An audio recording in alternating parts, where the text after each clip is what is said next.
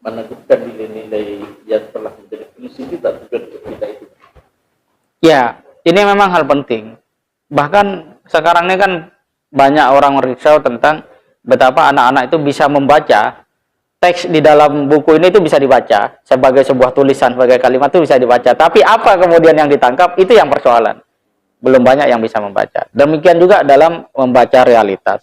Nah, itu pertanyaan sangat penting ya, bahwa cara kita untuk menemukan ide dari setiap peristiwa, cerita adalah tentang apa arah daripada hidup kita, satu sisi, kemudian arah dari apa yang kita lihat fenomena sisi yang lain, kemudian bagaimana cara yang tepat merespon itu.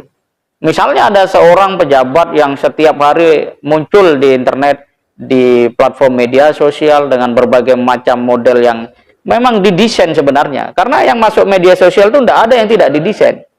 Video ini saja diambil dengan perencanaan, kemudian dieksekusi dan diedit baru dipublish.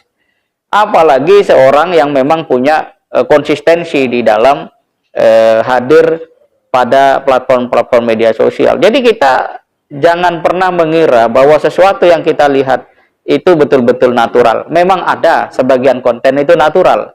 Tetapi kita harus tahu, orang yang konsisten itu pasti punya arah. Orang punya maksud. Yang penting untuk kita lihat bukan fenomenanya yang ditampilkan lewat media sosial itu, tetapi apa maksud dia membuat konten seperti itu.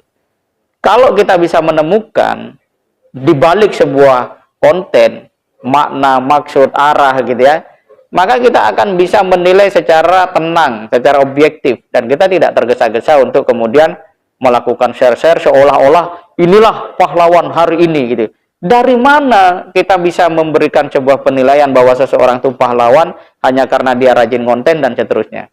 Pada saat yang sama, dari mana juga kita akan melemahkan seseorang hanya karena dia rajin konten dan seterusnya.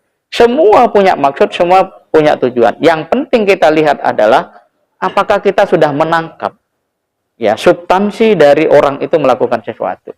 Nah, ini penting. Sebab kalau tidak, ketika kita misalnya secara emosional terangkat gara-gara itu, emosional itu bisa gembira ya, bisa tidak suka dan seterusnya ya, tidak negatif maksudnya.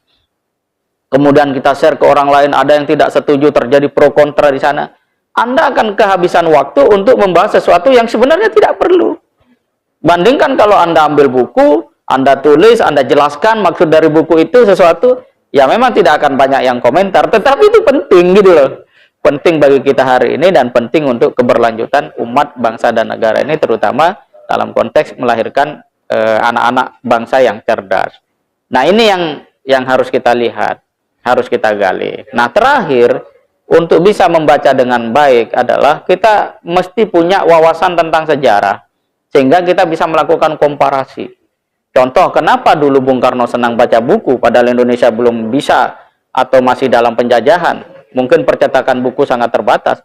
Tapi sekarang kenapa ketika buku itu muncul, bahkan dalam konteks digital, dan kita tidak seperti Bung Karno tertarik membaca buku.